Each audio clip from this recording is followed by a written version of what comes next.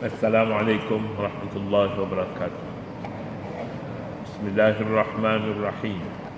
Alhamdulillahi rabbil alamin wassalatu wassalamu ala asyrafil mursalin sayyidina wa nabiyyina Muhammadin wa ala alihi wa sahbihi ajma'in.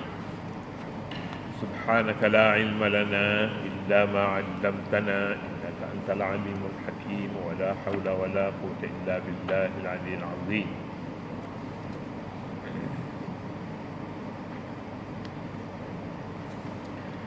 Sila ke muka surat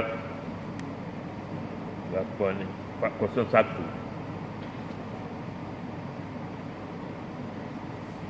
401 ya. Ataupun 400. Ada lagi kewajipan pada harta selain zakat. Orang yang memiliki harta, kewajipan di atasnya ialah keluar zakat tahunan. Adakah selain daripada zakat itu masih ada lagi kewajipan? Jawabnya, ada lagi kewajipan selain daripada atas nama zakat. Kita baca dulu. Sebagaimana arak dan judi sangat menyumbang kepada pergaduhan dan permusuhan, pemberian derma juga boleh menyumbang kepada perkara yang sama jika tidak diagih dengan cara yang jika tidak diagih dengan hemat dan teliti, atau dibelanja terlalu boros dan terlalu bakhil. Oleh itu para sahabat bertanya Nabi SAW tentang pengagihan yang baik-baiknya. Wa yas'alunaka madza yunfiquna qulil 'afu, dan mereka bertanya kepadamu tentang kadar nafkah. Madza yunfiqun, tentang kadar nafkah yang mereka harus belanjakan, yang mereka harus nafkahkan. Katakanlah yang lebih daripada keperluan kamu. Al-afwa. Al-afu dengan satu maknanya maaf. Al-afu. Afu juga maknanya habis belanja. Yang ketiganya diguna di sini, al-afu, selain daripada nafkah yang wajib. Kita ada nafkah wajib, ada nafkah sunat, ada nafkah harus. Macam itulah kebanyakan hukum dalam Islam pun begitu. Al-afu ini kewajipan terhadap keluarga terlebih dahulu. Kemudian keluarga, bukan keluarga tetapi yang dekat dengan kita. Yang dekat, orang yang selalu menolong kita, selalu menolong. Itu pun juga kalaupun tidak diwajibkan, tetapi dia lebih utama daripada orang yang tidak mempunyai sebarang hubungan. Yang ada hubungan ini jiran, keluarga kita, waris-waris, kaum kerabat, tapi dia tidak dekat, sudah jauh umpamanya. Kita diwajibkan juga menyara hidup mereka. Jadi selebih daripada itu, berilah pula nafkah. Maza yunfiqun qulil 'afu, jawablah wahai Muhammad pada mereka al-'afu yang lebih daripada perbelanjaan yang wajib ditunaikan.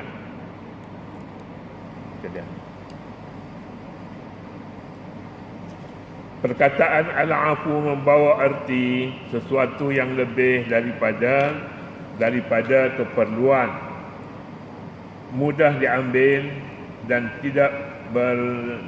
tidak keberatan untuk diberi. Itu maknanya al-'afu.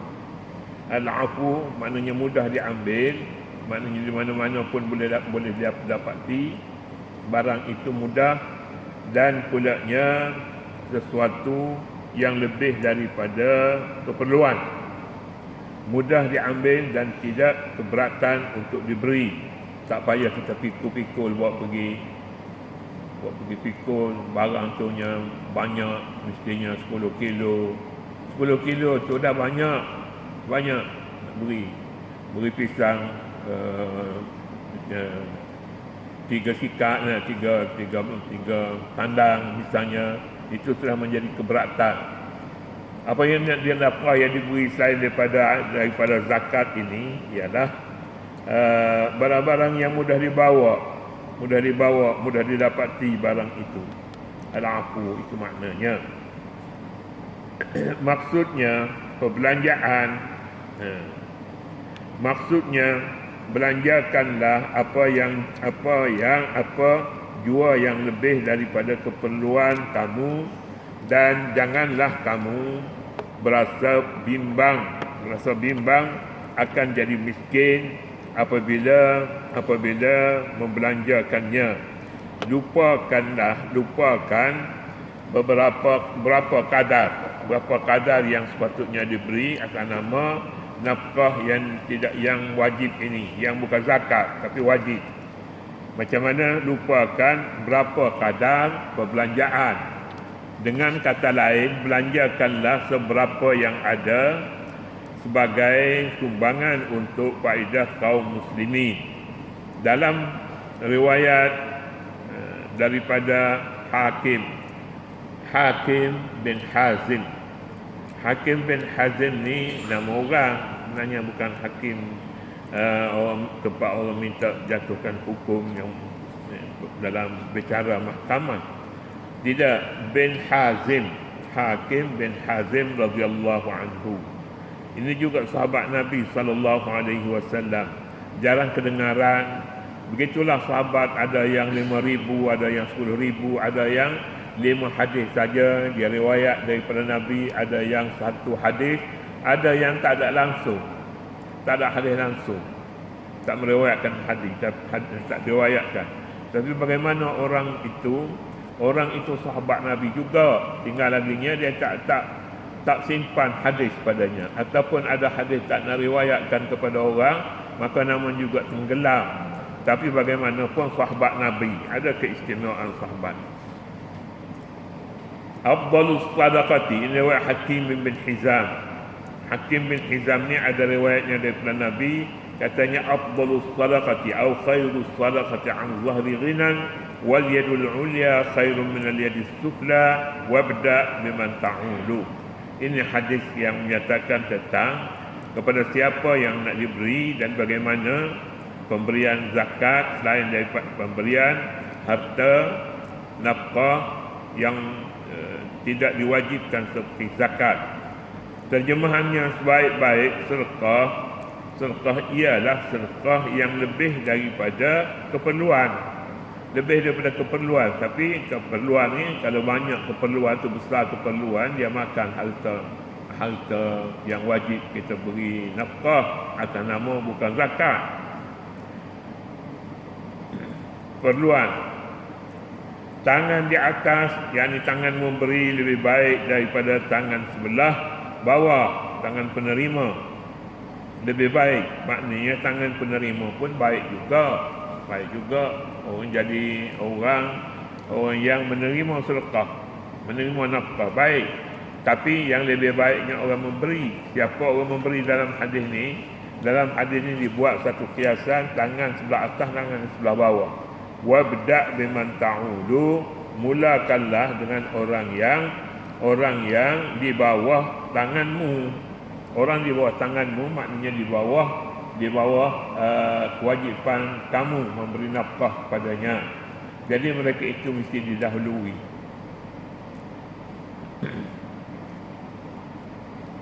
Okay.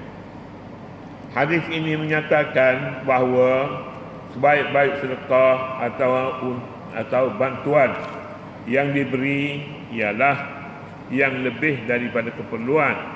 Ini bermakna kadarnya tidak ditentukan sebagaimana zakat, tetapi seberapa yang ada dan mampu diberi. Terpulanglah kepada seberapa ikhlas dan tidak membebankan.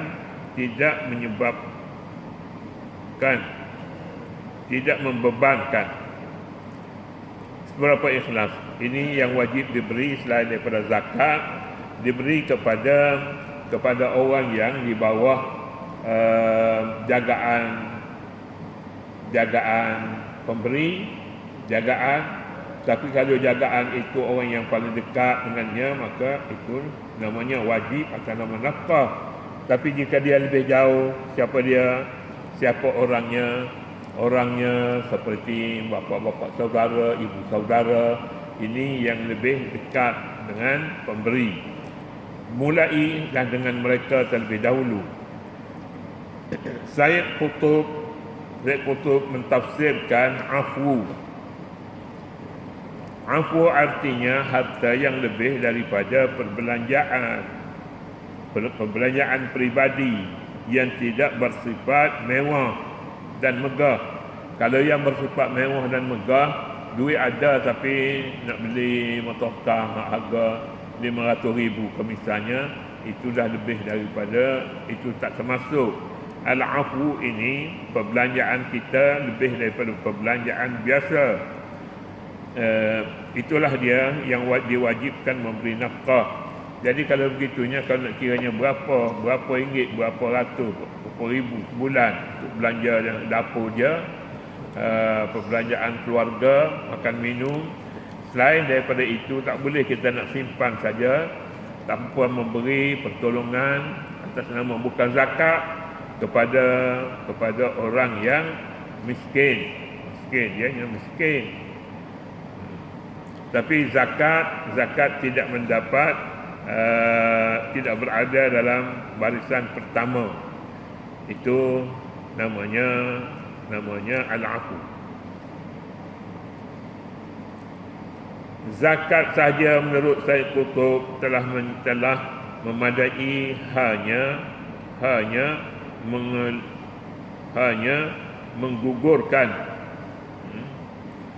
menggugurkan fardunya sahaja. Zakat merupakan hak baitul mal kaum muslimin yang dipungut oleh kerajaan yang menjalankan syariat Islam dan membelanjakan ke seluruh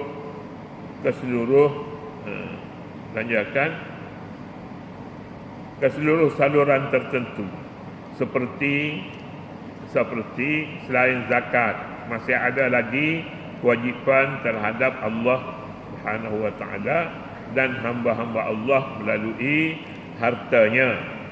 Kerana zakat tidak menghabiskan keseluruhan lebihan harta, sedangkan lebihan harta itu seharusnya dibelanjakan bagi menyempurnakan tuntutan sebahagian sebagaimana dalam sabda Nabi sallallahu alaihi wasallam, inna fil mali la haqqan siwa zakah, sesungguhnya pada harta itu ada kewajipan selain daripada zakat.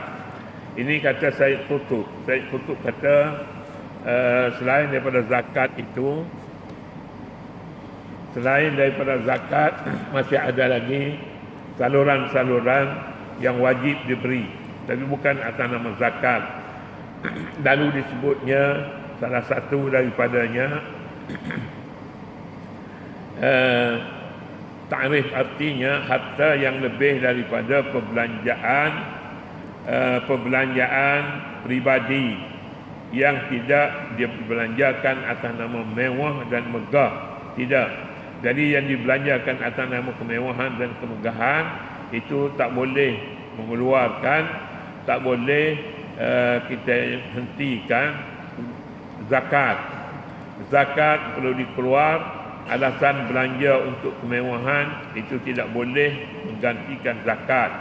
Tapi yang dikeluar atas nama zakat tidak ada tak termasuk dalam amalan-amalan yang boleh menyekat pengeluaran zakat. Kita lihat hari ini pun cukai perbelanjaan peribadi, perbelanjaan di rumah itu tidak termasuk dalam perkara yang wajib dikeluarkan zakat.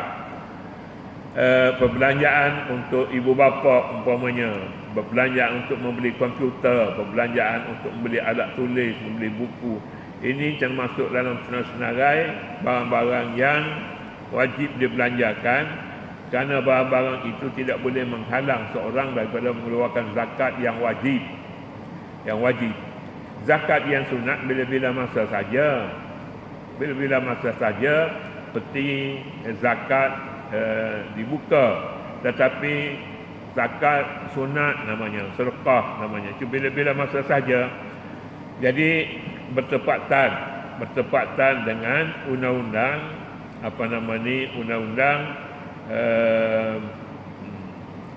cukai pendapatan. Zakat saja menurut Syed Qutb yang telah kita baca sikit lagi. Zakat saja menurut Syed Qutb tidak memadai, hanya menggugurkan fardunya sahaja. Kalau dihitung-hitungkan maka keluar zakat 500 cukup dah, gugur dah kewajipan atasnya. Itu tak boleh dianggap, tak boleh lihat di situ. Jika mempunyai kemampuan yang lebih daripada kadar yang diwajibkan, maka yang lebih daripada kadar yang diwajibkan itu masih ada lagi kewajipan yang lain selain daripada zakat. Diberi atas nama pertolongan, atas nama bantuan, atas nama berbagai-bagai nama, jika di sana ada orang yang memerlukannya. Jadi kalau begitu beri zakat kepada pelajar-pelajar yang kekurangan belanja, yang nak pergi belajar luar negeri umpamanya, ini boleh dikeluarkan zakat baginya. Tetapi kepada orang yang nak pergi ke Mekah untuk mengerjakan haji, bolehkah dimasukkan dalam tu? Tak boleh dimasukkan. Mengapa tak boleh dimasukkan? Masuklah dia pun nak belanja banyak juga di Mekah. Jawabnya kerana dia tak wajib pergi. Apa nak pergi ke Mekah tapi nak minta dengan orang? Apa nak pergi ke Mekah pula yang kemudiannya menunggu bantuan daripada siapa yang nak beri upah haji kepadanya? Itu satu perkara yang bertentangan. Kita pun tak berapa sokong sebenarnya, tapi dah orang nak bagi kat dia, tak bagi kat kita. Kalau bagi kat kita tu boleh jadi lain pula kita berfikir. Ya, tafsiran ini yang di bawah, tafsiran ini sangat sesuai dengan tafsiran Al-Afu. Tafsiran Syed Qutb ini sesuai sebab dia membataskan harta zakat itu pada kadar yang tertentu. Kira-kira kadar itu tidak memberatkan. Membelanjakan harta dengan betul adalah sebahagian urusan dunia yang diatur oleh Islam, supaya manusia tidak berfikir hanya pada dunia, hanya untuk dunia, tetapi hendaklah sebahagiannya untuk akhirat. Jadi ada orang yang berfikir bagi zakat ini untuk dunia maknanya untuk orang yang kekurangan perbelanjaan misalnya, maka kita anggap itu zakat ni perkara dunia, perkara urus tadbir, diurus oleh kerajaan ingin membelanjakan wang zakat ini kepada hal dunia, hal pentadbiran ini, tentera umpamanya, siapa laginya selain daripada tentera, pentadbiran, urus tadbir, banyak lagi kewajipan di atas kerajaan. Mereka boleh mengambil daripada wang zakat. Artinya wang zakat itu untuk mentadbirkan negeri. Katanya untuk akhirat juga boleh diambil daripada wang zakat. Untuk akhirat ini bagaimana? Untuk mengajar, untuk memberi upah kepada pengajar-pengajar, mengajar Al-Quran. Al-Quran itu patut diberi wang zakat kepada mereka. Dulu ingatnya guru kampung yang mengajar Al-Quran bagi anak-anak mereka tak diberi apa-apa pun kepada mereka, tapi tunggu dekat hari raya beri zakat. Zakat tu satu gantang dia bagi ke guru ke, bagi ke guru satu gantang beras ataupun harganya kita katakanlah RM10 harga beras dia beri untuk belanja setahun dia mengajar Al-Quran bagi anak-anak kita. Memang tidak wajar sama sekali, tapi mungkin pentadbiran zaman sekarang ini sudah berbeza dengan pentadbiran dahulu. Tetapi apapun kita lihat kebanyakannya guru-guru agama, guru-guru Al-Quran untuk anak-anak sangat malas. Perbelanjaan diberi kepada mereka oleh keluarga, oleh ibu bapa kepada guru-guru Al-Quran yang mengajar anak-anak mereka. Itu patutnya disemak semula lah. Semula kasihan kepada guru, dia tak ada mata pencarian lain. Pagi mengajar anak-anak orang kampung Al-Quran dan agama, petang pun begitu. Tapi gajinya nak makan sebulan pun tak cukup makan. Ada pulanya orang yang bila nak keluar zakat, dia keluar kepada tok bidan dulu, bidan kampung, beri kepada bidan. Ini pun lebih zalim lagi dilakukan terhadap guru-guru yang mengajar agama dan Al-Quran kepada anak-anak. Jadi patutnya ditengok semula lah berapa yang nak diberi kepada mereka, berilah. Tetap jangan anggap mereka sebagai peminta sedekah ataupun penerima sedekah dan tiada yang lain. Itu satu hal yang sangat silap kerana penghargaan daripada ibu bapa kurang. Sekarang ni kalau sudah berbeza pentadbirannya, maka saya minta maaf lah. Dulu tu cakapnya zaman saya dulu. Kemudiannya kadzalika yubayyinullahu lakumul ayati la'allakum tatafakkarun. Wallahu subhanahu wa ta'ala a'lam. A'udzu billahi minasyaitonir rajim. Bismillahirrahmanirrahim. Rabbana zalamna anfusana wa illam taghfir lana wa tarhamna lanakunanna minal khasirin. Wa tub 'alaina ya maulana innaka antat tawwabur rahim. Wa sallallahu 'ala an-nabiyil ummi wa 'ala alihi wa sahbihi wa sallam. Walhamdulillahi rabbil alamin.